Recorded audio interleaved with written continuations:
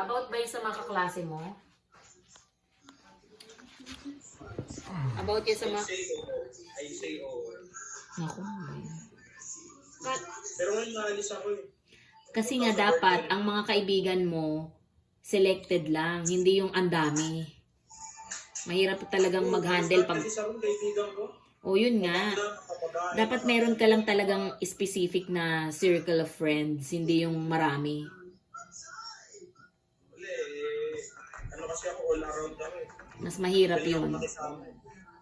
Nasaan na si Misha?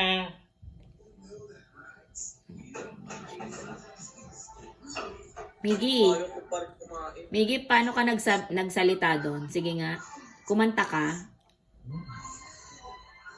Hindi. Wala, nagpaka-introduction. Ano ba yan? Matanong siya ng million days. Yan. Inano mo, ginano mo yung flag? Hindi, walang plan eh. 9. Wala, iba talaga yung sinabi eh. 1. Wala nang hapon sa kanila. Bakit tinapay pa rin ang kinakain ni Misha? Ano lang eh. Ano ba yung introduction ko? Ano? Isang mapagpalang hapon sa inyong lahat. Mm. Mga kapwa Pilipino. Gaganon ako. Mm. Tapos, yun na, magsisimula na ako sa sa speech ko. Mm. Pagpapal. Ano, natandaan mo yung mga sinabi ko? Okay na. Ginaya mo? Bakit? Mahirap kasi yung pagkakabisado. Ang dami nun eh. Oo nga. Pero ako dati nung Ang hirap bata ako, i-memorize nun. nung bata ako, mahaba talaga ako mag-memorize. Kayang-kaya ko yun. Yun ang pagkakaiba natin, Han. Mahina ako sa memorization. Ano pala ako, second stanza pala ako yung kabisado ko eh. Ako. Ano ba yan? Competition? O hindi naman? Competition. Ano ba yan? O di sabi ko nga sa'yo, kakanta ka ng umpisa yung bagong Pilipinas. Ano yun eh. Grabe, may mga judge pa dun eh. Kaya nga, sabi ko nga sa'yo, kakanta ka, tapos may flag ka na dala-dala. Yun ang una, ang dapat na malakas ang impact mo, una at huli. Yun ang technique doon sa speech. Una at huli. Kaya tinuturuan kita ng technique. Kabahan ako.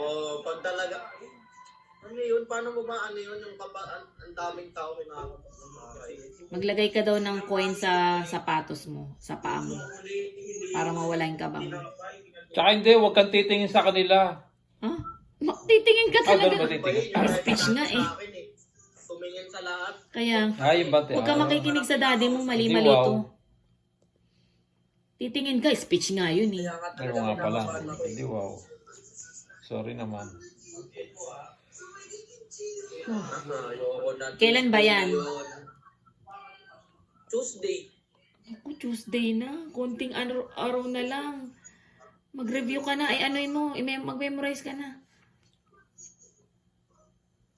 Nakakainis. Dami pa naman kinakabahan ako. Tapos palagi ako pinapagalitan yung paa ko. Tapos yung kamay ko. Ah, ibig sabihin, pinapractice ka na ng teacher mo.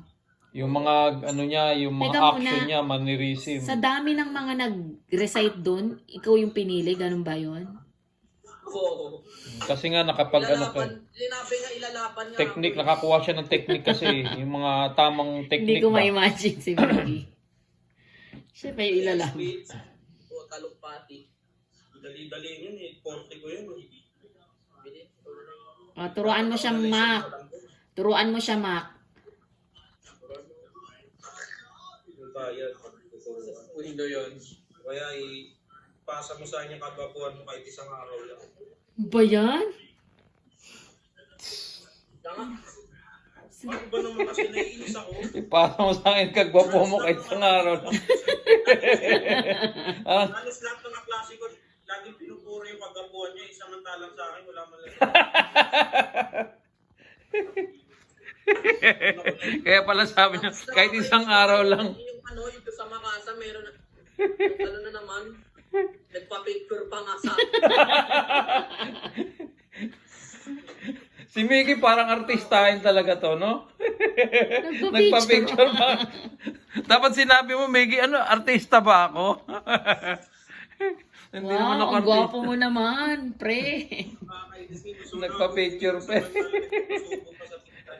Sabi ko nga kay Miggy, baka pwedeng palit na lang kayo ng ilong ni Misha. teka lang, huwag kang magsalita. Magsalita ako kay Makmak.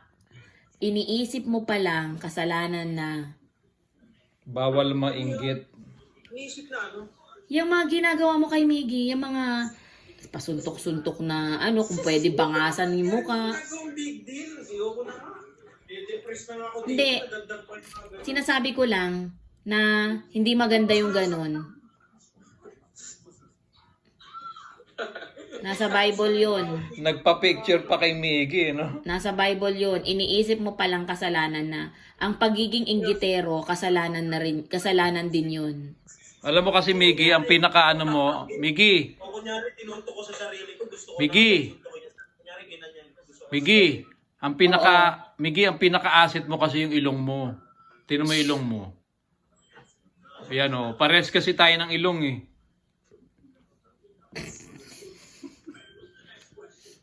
Tapos si Makmak, ano rin, meron din siyang bridge. Kaya lang medyo malapad yung ilong niya. Pero meron siyang bridge, hindi siya pango. Ang pango sa inyo, si Misha.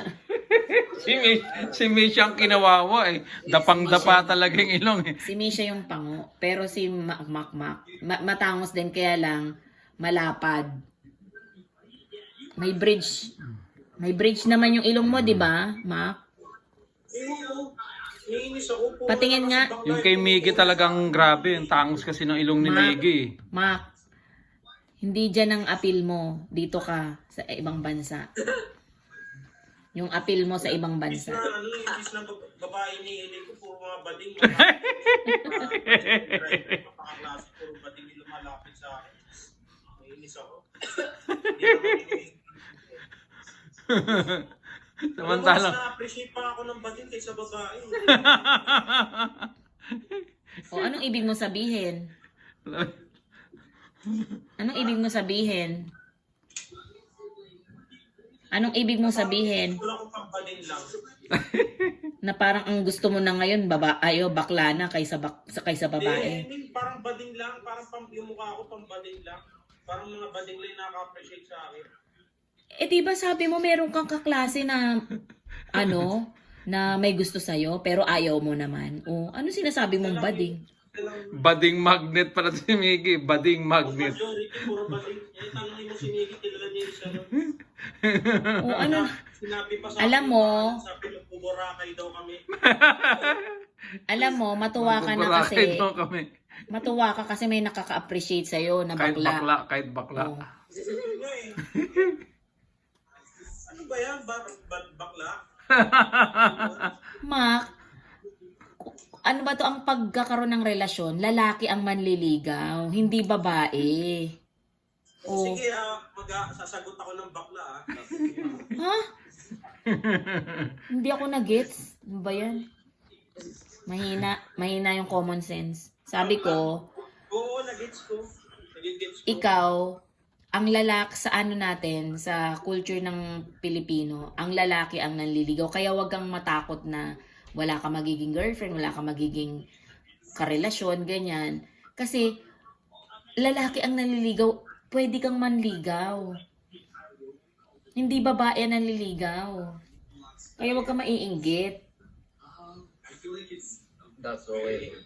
Hindi na ganun yung culture kasi sa amin sa school. Talagang sinasabi na harap-harapan ng babae sa lalaki na. Ano ba yan? O, yung mga ganong babae, yung babae yung nagkakagusto at nagsasabi, nagtatapat, yun ang hindi magandang example na pwede mong makatuluyan. Mga easy to get. That's okay. Karamihan kasi ngayon, kasi lang sa sura talaga. O, mababaw lang yun. Mababaw. Kahit yung mga kaibigan ako, hindi ako nagpapadala sa mga sinasabi nila na na kahit Christian pa sila. Nagkakagusto sila sa ganun din. Hindi, kasi karamihan nagugustuhan nila, mapaka-Christian o hindi, talagang may itsura. Ano ka ba? Yung mga sinasabi mong mga maganda mo, hindi ko nga maganda. Grabe ka naman. Kaya nga, beauty is in the eye of the beholder. Hindi naman, lagi mo sinasabi, yung mga sa mga magaganda na may mga nagiging yung mga nagkakagusto sa kanila. Oh, ibig sabihin, sa'yo maganda, pero sa akin hindi. Parang yung daddy mo, Kaya magsabi sa'yo pag may nagugustuhan oh, ka. yung daddy mo, meron siyang nagagandahan. Hindi ko naman maganda. Oh, pero sa kanya maganda. Kaya nga ayoko na nga magsabi sa'yo kapag nagkagusto ako dahil ayoko. Halimbawa, may sinabi mong maganda pero hindi maganda sa akin. Sa akin ang gusto ko si Marian Rivera. Ay, maganda naman talaga yun.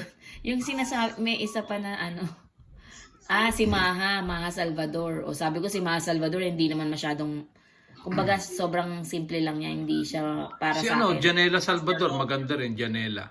Kung maganda sa paningin ng iba pero sa'yo hindi si Maris Nakalimaga. O Hindi, yan, si hindi Maris naman. Racal, okay din yun eh. Hindi ako nagagandahan. Sa'yo, sa akin, okay Tapos yun. si Siya, si Janela Salvador. hindi siya, rin ako kumain ka na nagagandahan. ng lunch? Look, grabe ka, hindi rin maganda sa'yo yun. Kumain na ba si Misha ng lunch? Nag-lunch ka na, Misha? Misha, bakit yung class picture mo nakabukaka ka? Oo nga. Yung class picture mo nakabukaka. Ano ba yun? Yung class picture mo, kasi sinend sa akin ni Tita Min, o-order ka. Isang formal, isang Waki. waki. San yun? Hindi pa ba nakita ni Misha yung class picture niya? Baka hindi niya alam yung class picture. Bibig ba yun? May class picture na kayo, papakita sa ni Tita Min. Oo, papakita sa'yo ni Tita Min. Nandun sa cellphone Sige, ba? binigay na sa'yo ni Tita Min 2,000. Okay. Nag-lunch ka na, Miggy? Ay, Misha? Kumain na ba to si Misha ng lunch? Kadi pa eh. Naku, naman, ano ba ginagawa mo? Tapos mamaya, mahulog ka pa dyan. Misha, ba't hindi ka pa nag-lunch? Oo nga, punta ka doon kay nanay, magpasubo ka na. Patimpla ka na ng lunch mo kay nanay. Paano Huwag yan? ka magpapagutom. Paano yan? Pupuntahan ka na namin yan, di ka pa nagla-lunch. O hindi pwede yun. Langko. Punta ka na doon kay nanay, magpasubo ka na. Ang dami pang bracelet. Kaya nga. Siguro pag naliligo siya, suot-suot pa rin niya yun. Ngayon, kanina ko pa yung sinasabihin na kumain. Ayaw na kumain. Kakain lang. Tingnan mo yung lagayan nilang cabinet, puro mga mug. Cabinet, mag? Asan ang Di ba mga mug yan? Oh.